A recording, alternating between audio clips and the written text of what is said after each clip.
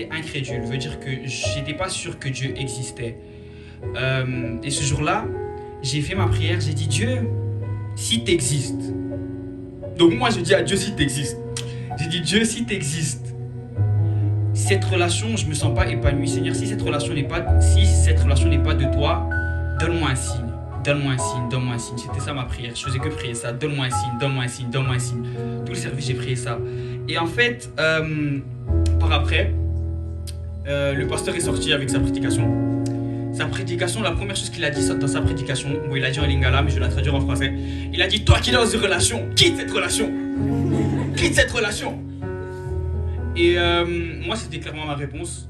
Par après, les mamans et le pasteur ont prié pour moi.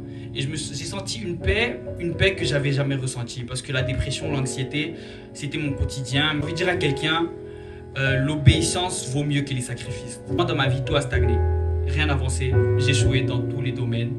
Et j'ai compris que c'est Dieu qui me disait que tu m'as pas oublié, c'est les conséquences à mes actions. Et je suis revenu à l'église. En juillet, je suis revenu à l'église. Et c'est vraiment ici que j'ai trouvé ma famille. J'ai envie de dire, comme Lara l'a dit, lâche prise, fais confiance à Dieu. Parce que il vaut mieux te faire confiance à Dieu maintenant que plus tard. Crois-moi. Donc ouais, c'est ça.